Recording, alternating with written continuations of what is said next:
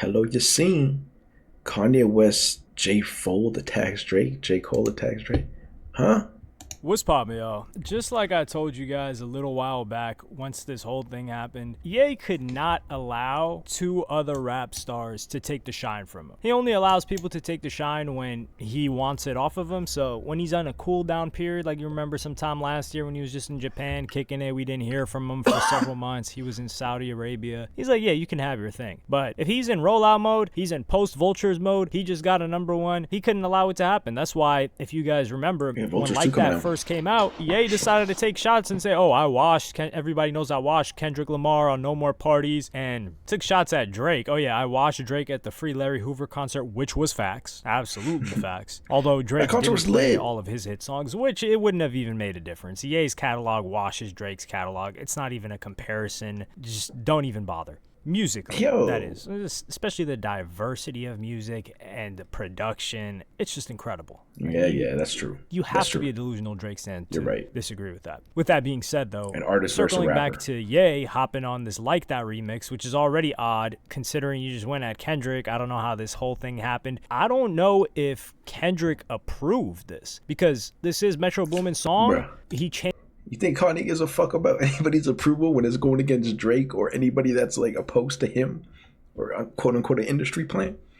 Nah, bro, he don't care. Changed up the beat too. He kind of made it. He had the hooligans, the Inter Milan crowd that was doing the chanting, change up the beat in the beginning for his verse. This song didn't get officially cleared. He previewed it or played it on Justin LeBoy's show, and then he proceeded to just drop it, aka leak it on his own page, and it got taken down by Sony. And people are trying to create these narratives. We got to stop doing this. Me personally, I'm here for the entertainment, and I'm here for the music that comes out of this.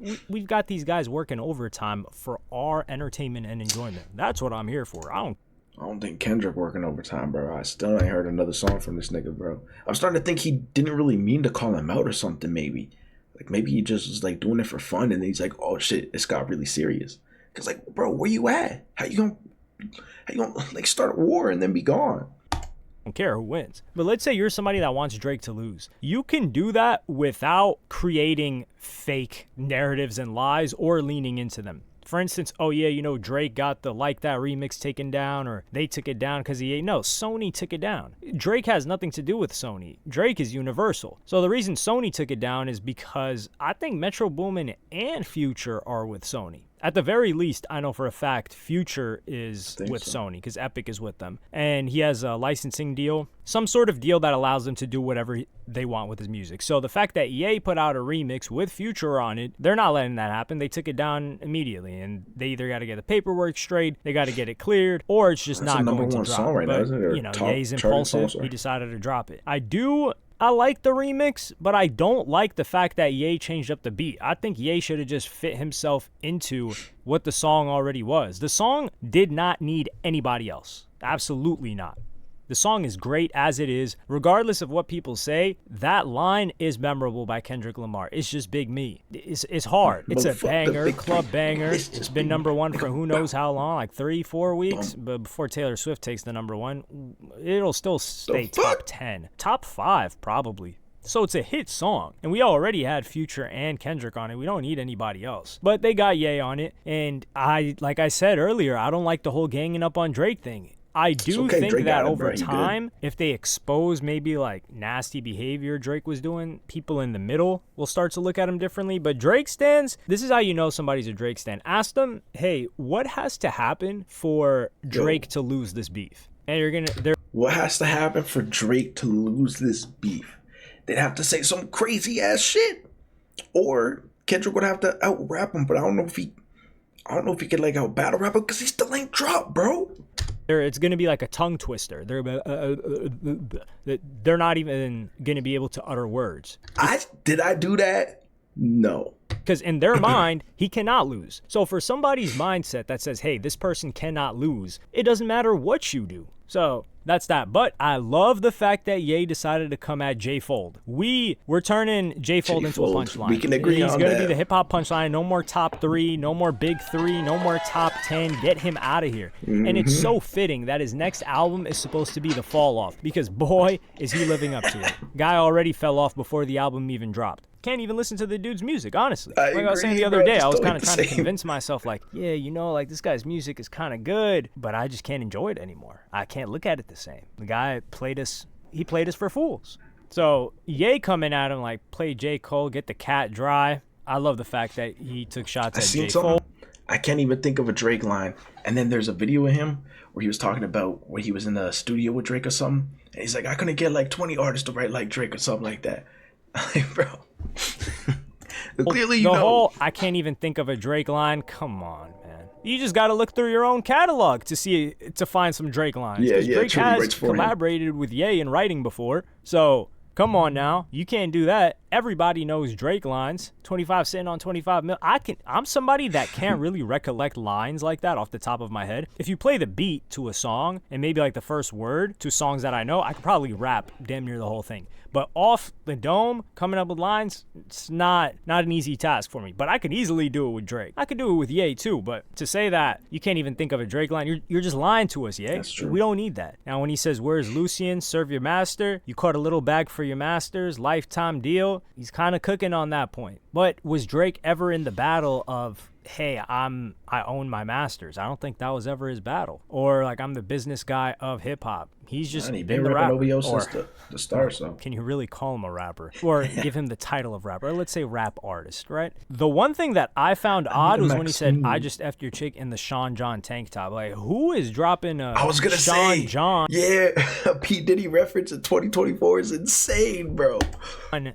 Diddy reference at this time with everything that he's facing. Nobody even Only Ye really would do that, mentioned bro. that, which I thought was odd. I'm like, yo, nobody's gonna point this out. But Ye in the photo was wearing a Sean John tank top, which Wait, is he another still thing reps his because like clothes? Sean John's not just around. You kind of got to look for it. So why is he wearing a Sean John tank top? What? Please don't tell me Ye is on some. We're not even gonna get into that. So yeah, I think Ye is doing too much when it comes to this remix. Don't get me wrong, I enjoyed it. I enjoy the original version better. But this is just an attempt to keep Ye relevant, which is going to work. Would I say it comes off haterish?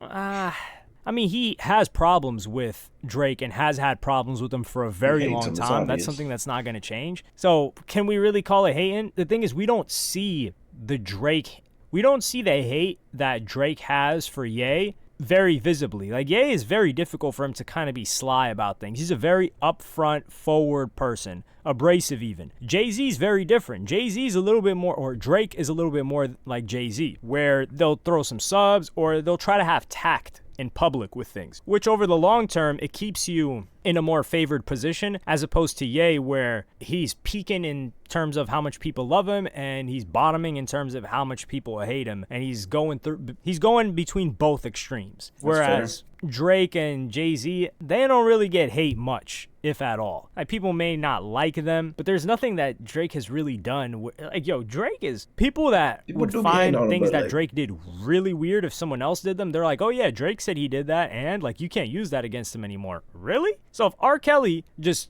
is the funny thing that I find about like this whole diss track thing. They're like, yeah, he put it out there. Yeah, so if R. Kelly was rapping on a track and said, yeah, you know, I was doing XYZ to these girls, you're not allowed to diss them for it anymore? Is that how that works? No, but nobody that said is he not can't how that diss works. him. I'm not buying that. There's certain stuff that, yo, you said that and we're gonna use it against you. Yeah, you said that. You just got to do it in a different way now. Trying to dismiss it like it's not a big deal. I'm not saying what Drake said was a big deal, but that's the interpretation that the majority of people have. The actions of him, you know, like texting. I wish this nigga would stream. I'd love to talk to him a lot about some shit, bro. Below a certain age. That's what they're talking about. Yeah, Ye, he's son J-Fold, excuse me. He's son J-Fold on here. I will say, I appreciate that. And he came at Drake from an angle that I like, because this kind of sets up Kendrick a little bit, or maybe it takes the wind out of Kendrick's sails, because Kendrick now is either in a partnership deal or independent. Well, he's with PG Lang Columbia, so he's not all the way independent like Ye was to get that number one. And this is the problem when we give Ye a number one because he was an underdog, he gets to acting like this. So we just expected this to come with the territory. But let me know what you guys think in the comments. Like, subscribe, and hit the notification bell if you enjoyed. Follow me on Twitter and Instagram. Thank you for watching. Peace.